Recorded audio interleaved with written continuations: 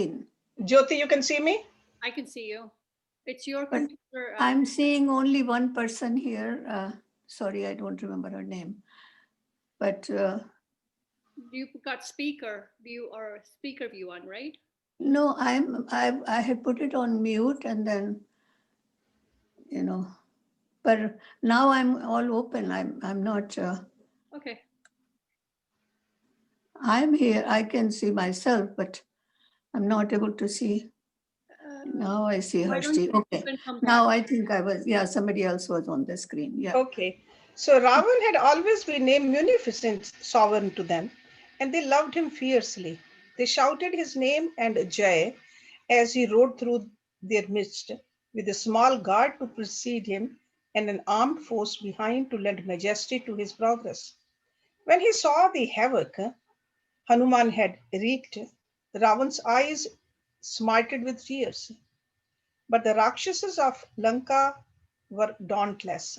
They had already begun rebuilding their city from its ashes.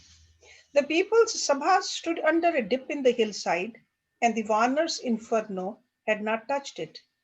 Hanuman had not noticed the edifice in its seclusion around a bend in the king's highway that led into the city. The representatives of the Rakshasas of Lanka had already gathered in the Kapishya Sabha, which Vishwakarma had also made for Ravan. Inside were 1,000 of the wisest leaders of their people. Rarely indeed did their king call such a council. And after what the monkey had done to Lanka, every seat in the Sabha was taken. With long strides, Ravan walked through his people and ascended the jeweled throne set on a raised dais, amidst other ornate seats for his generals and ministers. Prahasta sat on Ravan's right, and Vibhishan and the others around their king, each in his own lofty place. Ravan among his nobles was like Indra among his Vasus. When the applause for him had died down, Ravan said quietly, I have called you here because a crisis looms over Lanka. Outside, the crowd surged around the Sabha like another sea. They were not the only ones agog at the council Ravan had called. The Devas peered anxiously down at it. Ravan went on, Rakshasas, you have never failed me. I need your advice, and I know you will lend me your wisdom. I did not call this Sabha earlier because I wanted my brother Kumbhakaran to be with us. He is here today. The immense Kumbhakaran half rose in his throne beside Ravans to acknowledge the lusty cheering for him. It was rare for him to be in their midst.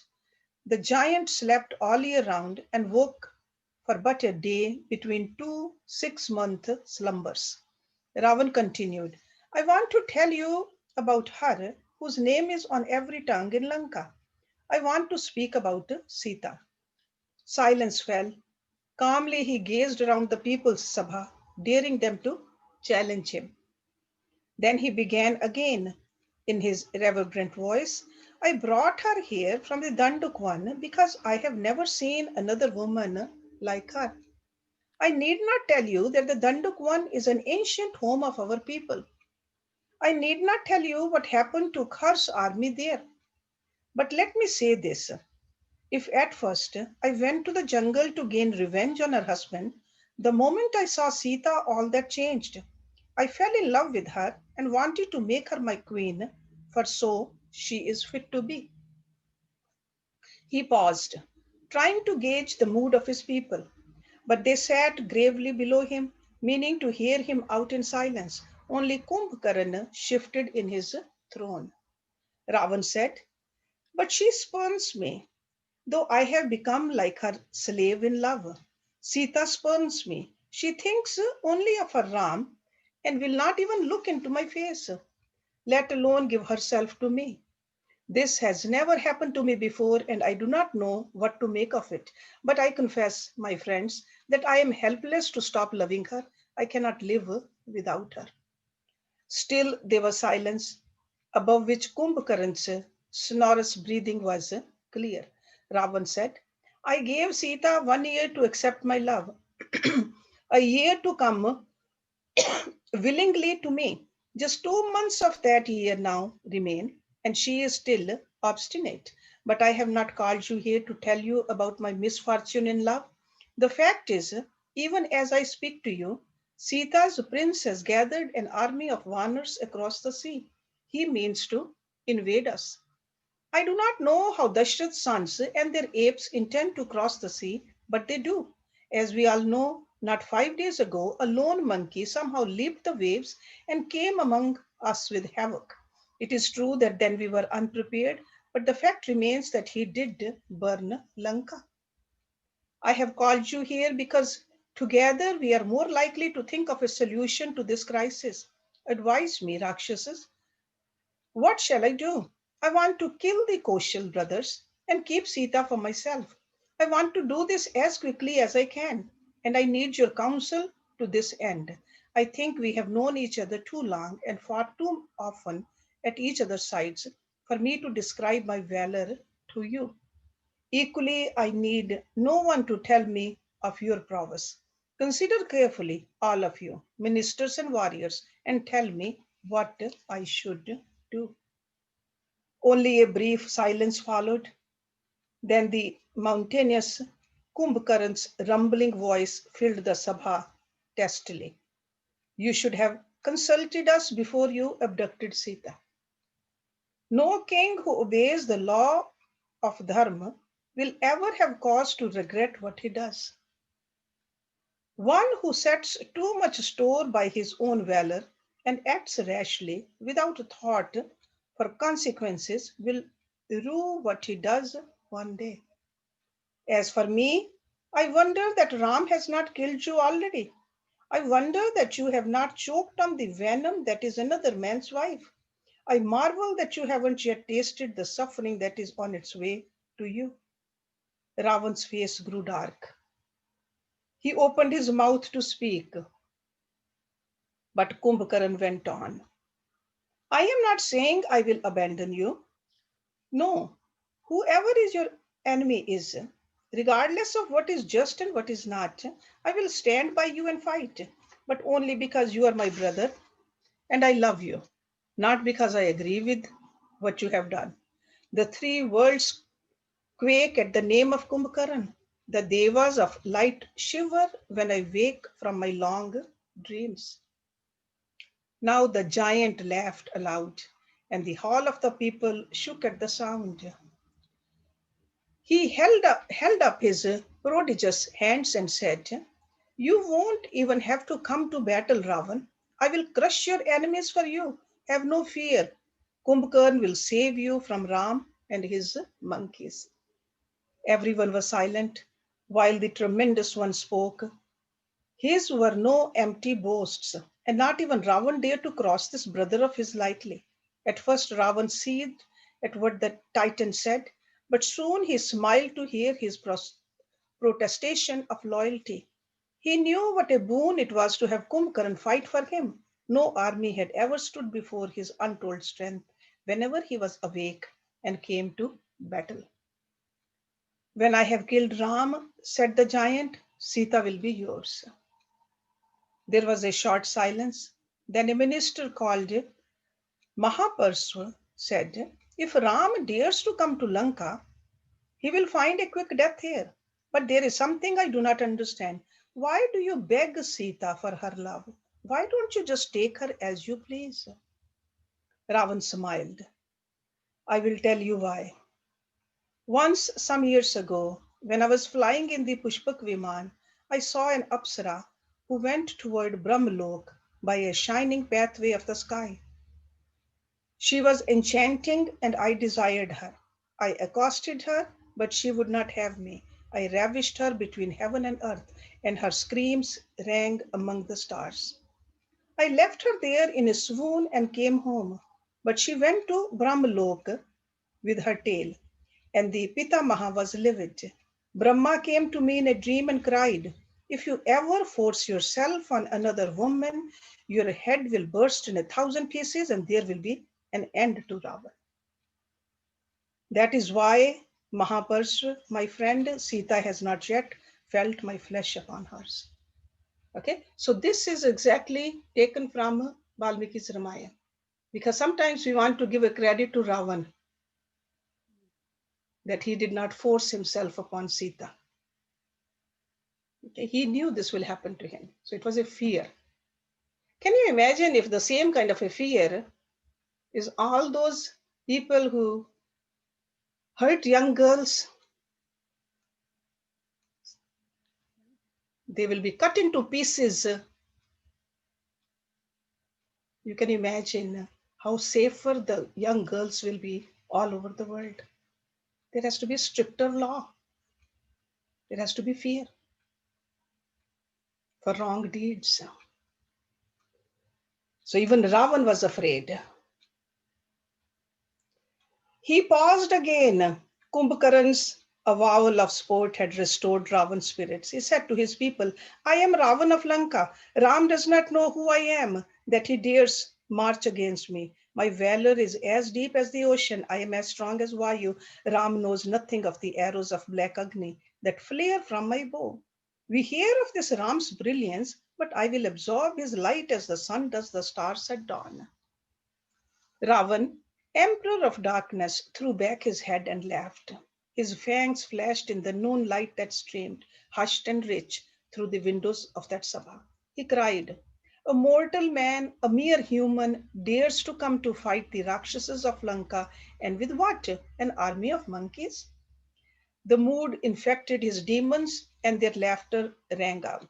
When the crowd outside heard what the merriment was about, the laughter swelled into a roar. Women and children, old and young, all joined in the celebration of their kings and their own tameless might. But in the hall of council, Vibhishan rose to his feet. He shouted above the wave of laughter, why don't you see that Sita is like a deadly serpent? Silence fell. Ravan's eyes flashed dangerously, but he said nothing.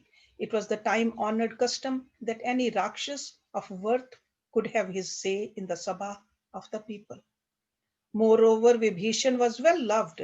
He was noble and wise, and everyone would want to hear him out. He spoke anxiously, like one who knew the truth, but also knew that he would not be healed when calamity threatened, because the very stars were ranged above him, against him. Impassioned Vibhishan cried, the nape of her neck, which you adore, is the stem of the serpent's hood. Her sweet wan smiles are the snake's fangs, and the deep sorrow in her heart is the venom that will be the death of us all. She is proud and she is terrible. Oh, my precious Lord, send her back where she belongs before doom finds us. Return Sita to her Ram before the Vanars come to Lanka. You saw what just one of them did. In Sugriev's army, there are many monkeys as strong as Hanuman and some even stronger. You speak of your arrows of fire, Ravan, but what do you know of Ram's astars? Every shaft of his is brighter than a sun flare, swifter than time or thought, and each one as potent as Indra's Vajra. How will the Rakshas stand against Ram? Could Khar withstand him? My brother, as I love you, you must heed my lone voice of sanity in the sabha of self deceivers. Send Sita back, great Ravan. Not even you can resist the tide of Ram's astars when they come blazing through the sky. Vibhishan turned to Prahasta. Prahasta, you brag about your valor. Do you think Khar was killed with bragging and his 14,000 at Janasthan? Vibhishan was desperate to make his brother listen to him. You are like blind men, and you are all wrong. Ravan, you are wrong.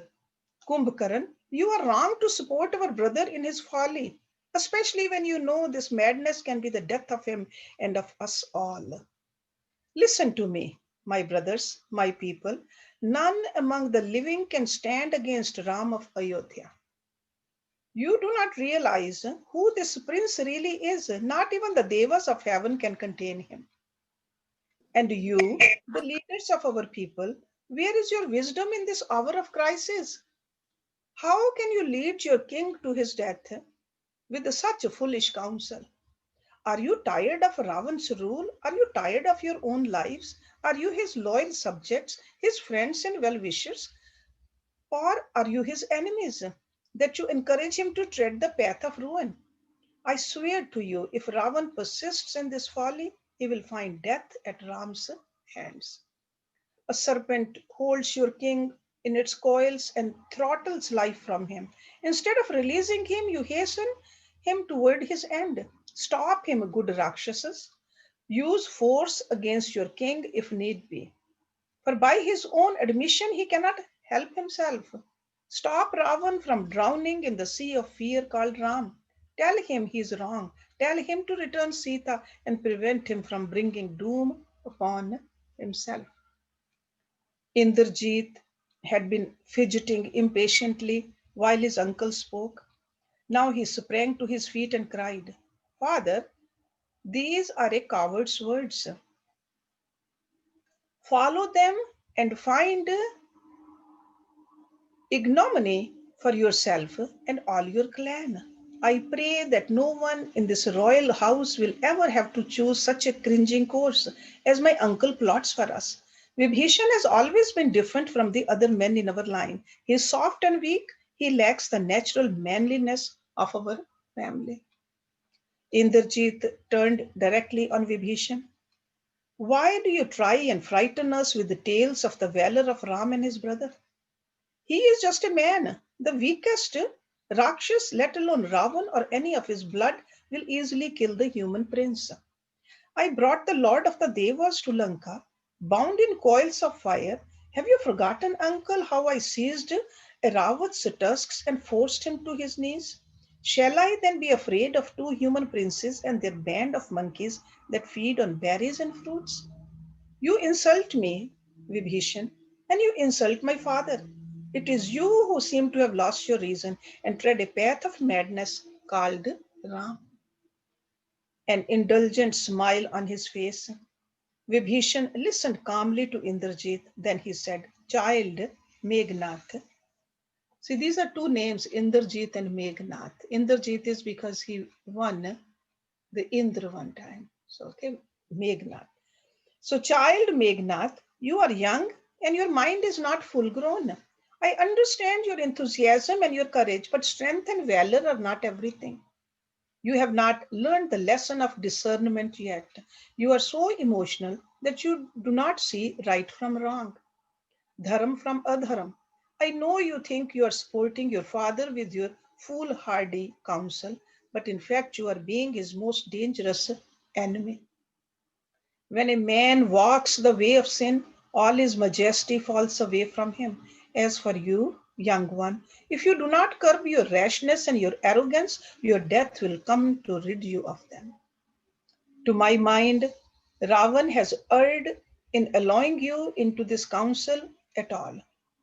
Your place is not here among the experienced and the wise. When you do not know how to speak to your elders respectfully, how can you presume to offer advice to this Sabha? What do you know of Ram that you dare to belittle him? How do you think your uncle Khar was slain as if he were a child? Indrajit's face was crimson at being put down, but Vibhishan turned away from him and said to Ravan, My brother, listen to me. Take a chest full of the rarest jewels you can find in your treasury. Take Sita with you in your Viman and fly across the sea to the shores of Bharatvarsh. Return Sita to her husband. Beg his forgiveness, which knowing the prince he will give you. Then come home in peace to Lanka and rule for many years more. Listen to me, Ravan. Mine is the only reasonable voice in this Sabha. But Ravan turned, eyes blazing, on his gentle brother. Today I realize the truth of the old saying that one may live in peace with an open enemy, but never a treacherous kinsman. You move with me as if you are my brother, as if you love me, but all the while envy consumes you and you bid your time waiting for the right moment to strike me down. Truly, do they say that fortune is found in cows, continence in riches, fickleness in women, and mortal peril in the hearts of one's own relatives. I have honor across the three worlds. I own their treasures and their fealty. I have trampled on the heads of my enemies. But I think you have hated my glory, though you never dared to show it before. Water drops rest on the lotus, but they do not belong to the lotus. The bee sucks its fill of nectar from the flower in bloom, but has no loyalty to the blossom. Your love is like spring thunder, full of noise, but bringing not a drop of rain. Vibhishan, if anyone else had dared speak to me as you have just done, he would have died before he finished. But you do not deserve even my anger. I would stain my hands by killing you. You are a disgrace to our family and a traitor to your king. Let me never see your face again. It is said the grace of God was upon Vibhishan and he was a saint. He looked stricken for a moment, but then a miracle came over him. His body grew lambent and he rose into the air from where he sat, and four of his faithful with him.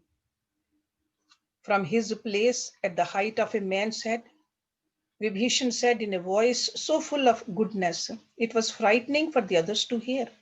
You are my older brother, and you can say anything you like to me.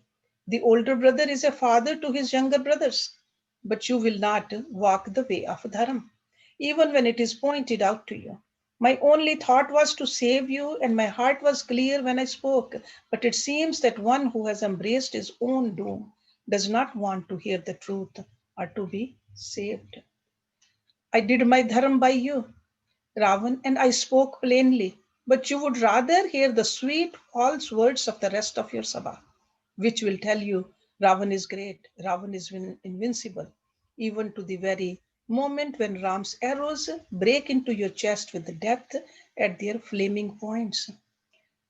I have prescient visions, and I have already seen many of these Rakshasas who beat their chests about how heroic they are, lying dead as carrions of scavengers. Vibhishan was radiant, and his voice echoed through the hushed Sabha. Now tears glistened in his eyes. I have tried to warn you, Ravan. I have tried to save your life. Forgive me if I spoke harshly, because I spoke in love. But you have turned on me in suspicion, and that is more than I can bear. Since you will not listen to what I say, since you doubt my love for you and think I am your enemy, I will leave Lanka and trouble you no more. But even as I go, my heart insists that I warn you one last time. Oh, my brother, I beg you, restore Sita to Ram. Make peace with the prince and live long and happy after. With that, Vibhishan and his four followers blazed out through the windows like five comets.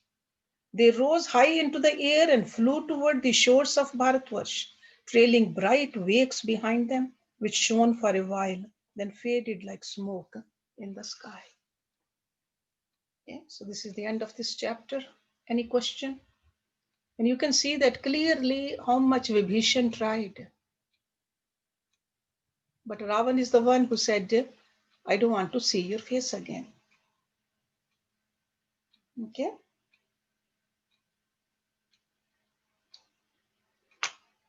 So no question. So then I'll continue with the next chapter. The good Rakshas. Vibhishan and his four Rakshasas flew across the sea where land and sea met. Sugriva's Vanars saw the five demons in the sky above them. Vibhishan's mace glittered in the sun, and the ornaments he wore of the royal house of Lanka. Those Vanars cried to their king, Sugriva, come and look. Shading his eyes, the monkey king gazed up at the shimmering five in the firmament, poised there as if they sat on the wind. He scrutinized them for a moment and said, they're all well armed and seem powerful, especially the one with the mace. Hanuman had come up beside his king, and he too shaded his eyes to peer heavenward. Sugriv said in a low voice, The Rakshasas have come to kill us. Around him, excited warriors began to pull up young trees to be armed. Suddenly, Vibhishan spoke to them from above, and his voice rang above the waves and echoed against the mountain behind. A sinful Rakshas called Ravan rules Lanka, and I am his younger brother Vibhishan. Ravan abducted Sita and holds her against her will. Time and again I told him to return her to Ram, until my brother turned on me, saying I was a traitor. I have left my wives and my children to fly here. I have come to Ram for sanctuary. My friends, announce me to him. Let him who is the refuge of all the world be mine as well. Sugriv came running to Ram and Lakshman in the little wood. There are 5 Rakshasas in the sky. Their leader says he is Ravan's brother, Vibhishan, and comes to you for refuge. He says he turned against Ravan because he abducted Sita. He says he told Ravan to return Sita to you. But these are demons who range the sky at will, at times plain to the eye, at others unseen. Be careful in your dealings with them. I am sure they are Ravan's spies, sent to assess our strength and discover our plans. This flying Rakshasa Vibhishan will inveigle himself into your trust. Later, when you are not on your guard, he will strike at you. I, a simple monkey, say this to you, Ram. But remember, the ways of war are the same among Vanars, Rakshasas, and men, and us, of us all. The demons are the most treacherous. He is Ravan's brother and says as much. Lure him down and kill him. Ram turned to the other Vanars who had come to him, Hanuman among them. You have heard Sugriv, but in a situation like ours, there are often more opinions than one. I would like to hear them all before we decide what we should do about the Rakshasas in the sky. Angad raised his hand to speak. When Ram smiled and nodded at him, the prince said, at first the Rakshas must be treated with suspicion. If there is even the slightest doubt about his sincerity, let him be killed. But if after we examine his motives and watch him carefully, we are satisfied that he is true, let him be welcomed to our side. Neil spoke, and we with Sugriv again and some others. Though each reached his conclusion by different arguments, they all agreed Vibhishan was not to be trusted. Only Hanuman was silent. Ram turned to him and said, how is it you voice no opinion, Hanuman? You have been in Lanka. Hanuman said, all of you are as wise as Brihaspati himself. But if you truly want to hear what I think, I will tell you. Not to appear wiser than anyone, but because this is how I feel. Someone says a spy of our own should be sent to Vibhishan. I don't agree. Someone else says that he has not observed the conventions of such a meeting, but I should think this goes in Vibhishan's favor. His decision to come out here appears to have been a hard one. At first, he tried to convince his brother of the error of his ways. Just think, would it not have been easier for him to agree with whatever Ravan did, since he is the king? A few Vanars began to interrupt, but Hanuman held up a hand and continued. Besides, I have seen Vibhishan in Ravan Sabha. What I heard him say there inclines me to believe what he tells us. When Ravan wanted to have me killed, it was Vibhishan who said a messenger should never be punished with death. Only then did Ravan decide to fire my tail and parade me through Lanka. I saw Vibhishan close in Lanka and I felt his face was honest and kindly. If you take my word for it, this Rakshas is neither deceitful nor cunning. He speaks his mind and deals in truth. We should take him for what he says he is. He is no spy, but he has made a very hard choice. He chose the way of dharma over his own blood. Think of it another way. If he is honest, as I say he is, how difficult it must have been for him to come here, not knowing how we would receive him. Ram, he has risked everything to come to you in faith. This is the way I look at it. Ram said quietly, Vibhishan comes to me with love, and I must welcome him. But Sugriv cried, Ram, he is a Rakshasa. He has abandoned his own brother. A smile hovered on Ram's lips. He turned to Lakshman and said, Noble souls may be born among the Rakshasas as well. I think we must take Vibhishan at his word, and then not everyone is blessed with a Bharat or a Lakshman or a brother. Sugriv said, You are too trusting. Vibhishan is Ravan's spy, sent here cunningly. We must go into war with care. Caution demands we kill the Rakshas. But Ram smiled. What does it matter if he is a spy? He can do me no harm even if he means to. Dear loyal Sugriv, not all the Rakshasas in the world can harm me, let alone one who comes to me for refuge. The way of Dharam is clear on this. No one who comes for sanctuary should ever be turned away. If it were Ravan who came to me, I would give him a place in my heart. Go, my friend, and bring Vibhishan to me. Ram's tone was firm. Sugriv walked around in a circle. He pondered, he scratched himself, and he frowned. He considered the matter at hand from every angle, talking to himself as he did. Then his frown cleared, and with a smile, the Warner king cried, You may be right, after all. Perhaps he does come in good faith. Let us meet him. Let him be one of us until he proves otherwise. Sugriv strode out to where Bhavishan and his 4 followers were still poised in the sky. He called up to the Rakshasas, Ram welcomes you, he grants you refuge. Vibhishan laughed in delight. In a flash, he and his friends had flown down to the wet sand beside the sea. Sugriv brought him before Ram. With no hesitation, not even bothering to look into the dark prince's face, Ravan's brother cried, My lord, and prostrated himself at Ram's feet. Standing up and with eyes only for Ram, Vibhishan said, My lord, I am your servant from now. I have left everything I have in Lanka and come to your feet. Ravan has strayed from Dharma and he does not want to return to it. Otherwise, he should have stood here before you himself and begged your forgiveness. I have left my friends and my family behind, Ram. From now on, you are everything to me. My life belongs to you. My fate is in your hands. My joys and sorrows are yours to bestow. My life is yours to take. Ram stared at him for just a moment. Then his face softened in a smile. He laid his hand gently in acceptance, in blessing on the good Rakshasa's head. Okay?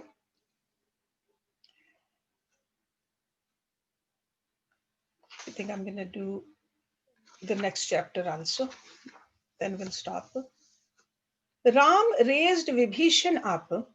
The Rakshas was so moved that he wept through his smiles. Ram said, First of all, tell me about your brother, whom I must face in battle. Who will know him better than you? Ram glanced quickly at Sugriv when he said this. The Vanars around them fell hushed. How much would the Rakshas tell? Would he hesitate? Understanding at once that this was a test of his sincerity, Vibhishan began to relate everything he knew about Ravan. He described his prowess, his exploits, and his army. As he spoke, a weight seemed to lift from the Rakshasa's heart. It was as if magic was upon him. The grace of the blue one he spoke to. Also, Vibhishan felt uncannily that there was nothing he said that the Prince of Light before him did not already know. He felt he could go on talking to this ineffably kind Kshatriya forever. Indeed, he wanted to, not only about Ravan, but about himself. He wanted to tell Ram all about his own life, and he felt certain that nothing he said would be new to the prince. As it was, Vibhishan spoke of Ravan's tapasya and Brahma's boon to him, by which he was invincible against Dev and Gandharv, Asur and Kinnar, Nag and Rakshas. He spoke about Ravan's Senapati Parhasta and his formidable army of Rakshasas, Then of Indrajit, Ravan's son who had vanquished Indra himself, he told Ram how Indrajit could make himself invisible while he fought. He described the young Rakshas's Maya, saying it was a powerful gift from Agni, whom the demon prince worshipped. Vibhishan dwelt at length on the heroes in Ravan's army. His heart sank for Ram's sake, now that he had seen the force of monkeys that must confront Lanka's ominous legions. When he had told all he knew, Vibhishan fell silent. No Vanar there, not even Sugriv, could doubt anymore that this Rakshas had come as a friend. Ram was quiet. It seemed a battle raged within him when he heard what Vibhishan said. But then his face cleared again and a new strength sat upon it. Ram said simply, I will kill Ravan, Parhast, and all the evil army of Lanka. It is for what I have come. Not in Rasatal, Patal, or Brahmlok will Ravan escape me. I swear that unless the Rakshas and his sons lie dead upon the earth, I will not return to Ayodhya. I swear this in the names of Bharat, Lakshman, and Shatrughan. Vibhishan fell at Ram's feet again. Accept me, Lord of Light. I will fight for you. I will help you destroy Lanka. For sin rules from the throne of my ancestors, and evil rules my brother Ravan's heart. I swear this by Dharam and by my life. Ram embraced Vibhishan. He turned to Lakshman. Bring us water from the sea, my brother.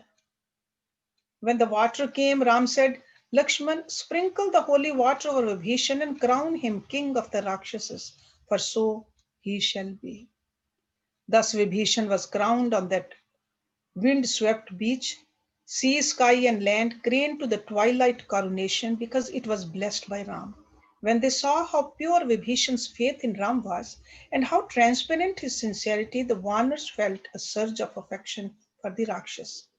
They danced and sang and shouted his name, Sugriv's and Ram's together, as they celebrated the unusual crowning of a king. But the four demons who had journeyed here with Vibhishan, leaving their own families behind in Lanka, were solemn, even as if they sat in Lanka's palace in its royal sabha.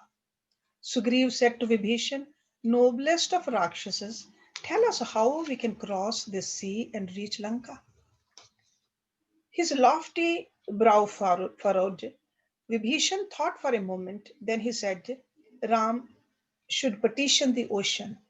Ram's ancestors, the Sagars, gave the sea its very name. Bhagirath's Paryatan made Ganga's holy water flow into the ocean.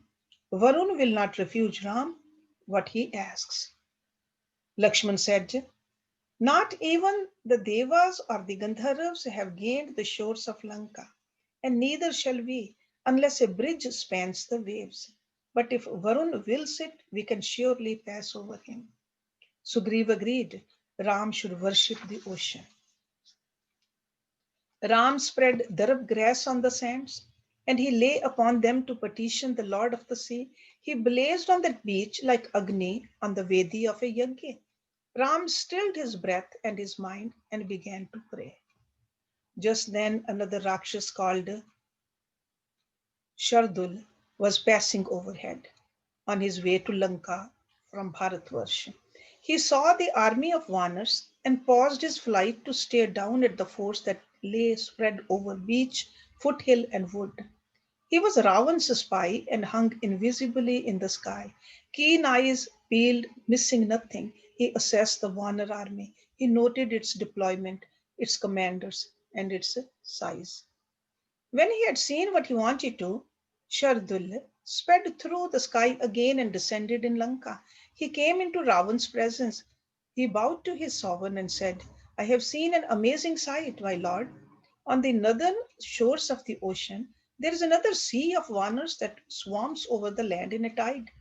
I saw the glorious Ram and Lakshman and 1,000 chieftains of monkeys, all fierce and mighty. That other sea covers the pale beach, the hillside, and the woods below Mahendra, so it seems the very earth is made only of monkeys. The Vanar army is 10 yojans square. My lord, you must act quickly. Ravan clapped his hands, and 10 guards came running to him. Fetch Shuk to me, cried their king.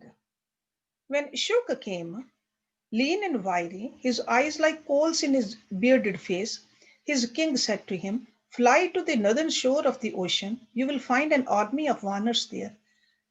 Commend me to their king Sugriva. Tell him what that Ravan of Lanka says. Vanar, you are the sign of an ancient and noble race.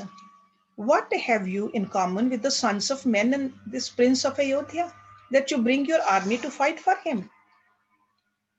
What concern is it of yours that I have taken his woman? I have no quarrel with you. We are not enemies. Mighty son of Rikshiraj, you are like a brother to me. Lanka is impregnable and I am invincible. Go back to Kishikanda and live in peace. It's not for the Vanars to take sides in this contention. Why should you risk the lives of your people for a human who treats you like a beast? Make Sugriv understand he should not meddle in this war. If the Vanars leave 2 men, we can easily kill. Across the ocean with sorcery, Dark Shuk flew quick as thinking. He flew down into the heart of the Vanar camp, where Sugriv sat among his monkeys around the campfires of night. The Vanars sat singing the timeless songs of their race, of trees and forests, of jungle, river, and mountain cave, of the green softness of branches and the terror of the night leopard. When Shuk landed suddenly in their midst, they leaped up in alarm and surrounded the Rakshas. For so he plainly was, with his crinkled hair and burning eyes and the sharp fangs in his long face. Sugriv motioned that they should not harm him, only restrain him and allow him to speak. Shuk did not bow to the Vanar king, but delivered himself haughtily of Ravan's message. As he spoke, the Vanar's eyes glittered. They bared their teeth and snarled, and when they heard the cunning words about Ram treating them like beasts, the monkey folk growled in anger, for their hearts were true. They pounced on Shuk, bound him, and beat him and kicked him while he lay screaming on the sand. Then Ram heard his screams and ran to the Vanars, shouting to them not to kill the Rakshas. The monkeys tied up the lean demon and flung him at Ram's feet, his body covered in blood, his face bruised and swollen. Shuk wailed, I am only a messenger, Ram. Don't let the monkeys kill me. It is not my own message that I brought, but my master's. Am I to be killed for that? Ram pulled the Vanars away from Shuk. With a cry of relief, Shuk rose into the air in a flash, out of the Vanars' reach. He hovered there, held fast by the long vine and monkeys had bound him with, helpless to release himself because his hands were tied as well. He cried down miserably, Ram of Ayodhya, now I have seen you, and you are noble indeed. Lord of monkeys, Sugriv, what message shall I take back to my king? Sugriv shouted up to the Rakshas, tell your master. Sugriv of the Vanars says to him, how can you be my friend? I don't know you, nor have you ever done anything for me. Ram is dearer to me than a brother. I owe him everything I have. You are his enemy, evil one. You are the enemy of all the world. Your Rakshasas kill my people in the jungle for meat and for sport, and you and yours will die for that. The Vanar army will soon arrive in Lanka. We will burn your city, and you shall be a corpse among its ashes with all your Rakshasas. You are a fool, Ravan. The devas of light may protect you. You may hide in the sun. You may dive into Patal to seek shelter, but Ram will find you anywhere, and you will die as you deserve to. It is true you slew Jatayu, but he was old and feeble. Do not think the Vanars of Sugriv will be like him, or have you forgotten so soon what our Hanuman did to your city? You are a coward as well as a fool. You dare not face Ram and Lakshman, but cower on your island and send out your spies as you did Marich. You do not know Ram, who he is. The hour of reckoning is near. Rakshas, and you must pay for all the sins of your long, evil life. Prepare to die. Take my message back to your master, Shuk. But Angad cried, This is no messenger, Ram. He is a spy. Let us torture him a little and see what he has to tell us. A spy should not be released. He will go back to his master and tell him all about our army. He had hardly finished speaking when the Vanars lunged forward and hauled Shuk down by the vine. The monkey folk would have beaten him again, but Ram stopped them, saying quietly, Hold him if you must, but do not hurt him. Let him be like a common prisoner. Thus Shuk was held. Okay, let's stop here. And if you have any question, comment, we can talk about it and we'll see what happens beyond this, how Ram is praying and fasting and trying to convince the ocean to give the way. Okay. So if you don't have any question, let me go over the Hindi titles so that you can see that whatever I read, it is exactly from Valmiki's Ramayana. Ravan और उसके सभासदों का सभा भवन में एकत्र होना. So that's where we started today's reading. नगर के रक्षा के लिए सैनिकों की नियुक्ति, रावण का सीता के प्रति अपनी आसक्ति बताकर उनके हरण का प्रसंग बताना और भावी कर्तव्य के लिए सभासदों की सम्मति मांगना, कुंभकर्ण का पहले तो उसे फटकारना, फिर समस्त शत्रुओं के वध का स्वयं ही भार उठाना. महापार्श्व का रावण को सीता पर बलात्कार के लिए उकसाना और रावण का शाप के कारण अपने को ऐसा करने में असमर्थ बताना तथा अपने पराक्रम के गीत गाना. Okay, so it's in detail it's written over here that what Ravan told in the Sabha. He said, एक बार मैंने आकाश में अग्निशिखा के समान प्रकाशित होती हुई पुंजिक स्थला नाम की अप्सरा को देखा, जो पितामह ब्रह्मा जी के भवन की ओर जा रही थी. वह अप्सरा मेरे भय से लुकती छिपती आगे बढ़ रही थी. मैंने बलपूर्वक उसके वस्त्र उतार दिए और हठात उसका उपभोग किया. इसके बाद वह ब्रह्मा जी के भवन में गई. उसकी दशा हाथी द्वारा मसल कर फेंकी हुई कमलनी के समान हो रही थी. So it's all detail is given over there. Vibhishan का राम को अजय बताकर उनके पास सीता को लौटा देने की सम्मति देना. इंद्रजित द्वारा विभीषण का उपहास तथा विभीषण का उसे फटकार कर सभा में अपनी उचित सम्मति देना. रावण के द्वारा विभीषण का तिरस्कार और विभीषण का भी उसे फटकार कर चल देना. विभीषण का श्री राम की शरण में आना और श्री राम का अपने मंत्रियों के साथ उन्हें आश्रय देने के विषय में विचार करना. भगवान श्री राम का शरणागत की रक्षा का महत्व एवं अपना व्रत बताकर विभीषण से मिलना. विभीषण का आकाश से उतरकर भगवान श्री राम के चरणों की शरण लेना, उनके पूछने पर रावण की शक्ति का परिचय देना और श्री राम का रावण वध की प्रतिज्ञा करके विभीषण को लंका के राज्य पर अभिषेक कर उनकी सम्मति से समुद्र तट पर धरना देने के लिए बैठना. शार्दूल के कहने से रावण का शुक को दूत बनाकर सुग्रीव के पास संदेश भेजना, वहां वानरों द्वारा उसकी दुर्दशा, श्री राम की कृपा से उसका संकट से छूटना और सुग्रीव का रावण के लिए उत्तर देना. So that's how much we read in the English book. So now if you don't have any question, then I would request Kamala to sing the bhajan for us today. Hershi, Yes. This is Subhadra. Yes, Subhadra. Just one second. I just wanted to ask you a question. You know, you've been teaching us Ramayana and we've been reading from childhood this. And when I look at it versus the Kali Yuga now, when we compare all the 4 yugs, we are in the 4th yuga now.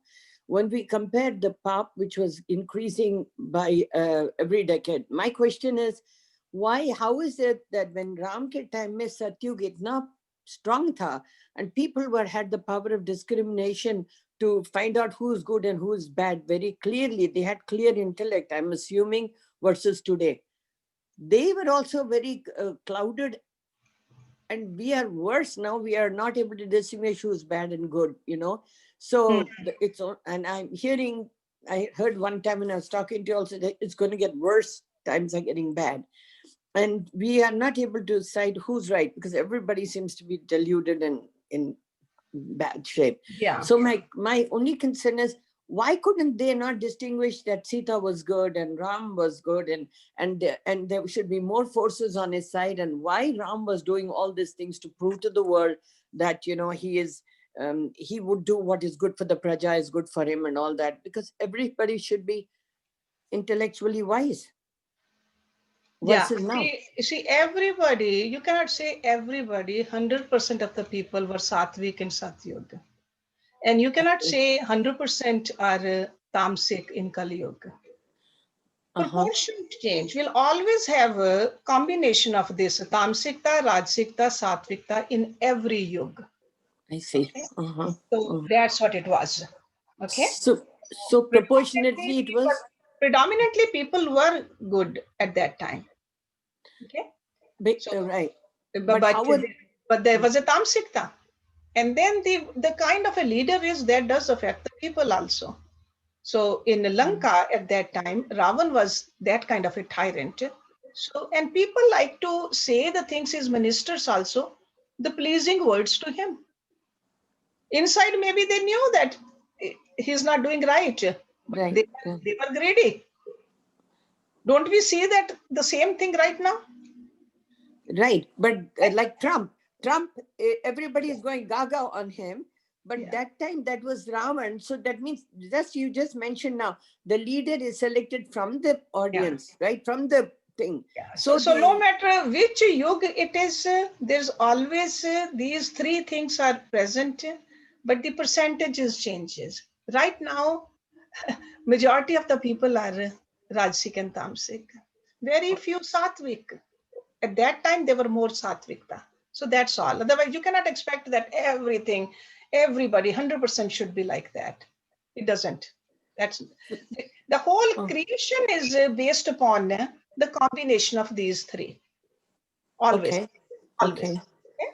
So the combination in the first yuga was the proportion was more of the goodness versus in the badness. Satyuga, in Satyuga, more Satvikta.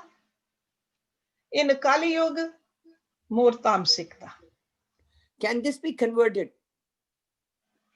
For ourselves, we can. We have control over ourselves. But one in so many, where is the But chance? inside, keep the control. See, we have a control in our own world inside. We live in two worlds, external world and internal world. External world is made up of everybody. Internal world is my own world. So we should have a control. That's why yoga practices are to control our internal world. We can have a sattvic mind. We can have a sattvic body predominantly. Still, because of human group karma and human group karma, we can fail.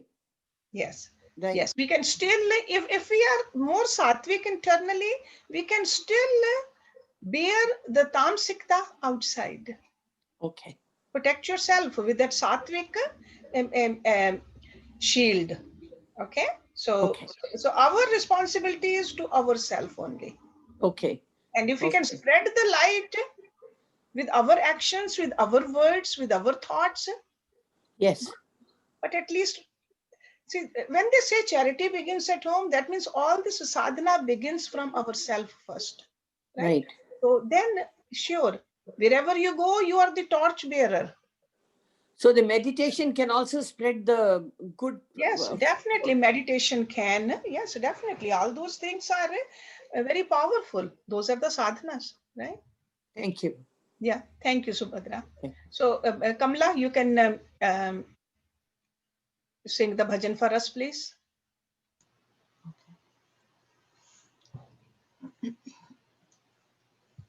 हे राम तेरा आसरा प्रभुदेव तेरा आसरा हे राम तेरा आसरा प्रभु देव तेरा आसरा।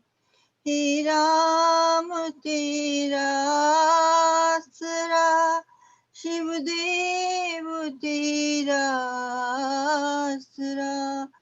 हे राम तेरा आसरा, शिव देव तेरा आसरा।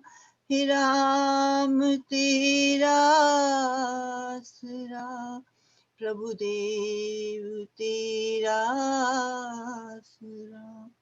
हे राम तेरा आसरा, महाराज तेरा आसरा। हे राम तेरा आसरा, महाराज तेरा आसरा। हे राम तेरा आसरा, प्रभु देव तेरा आसरा।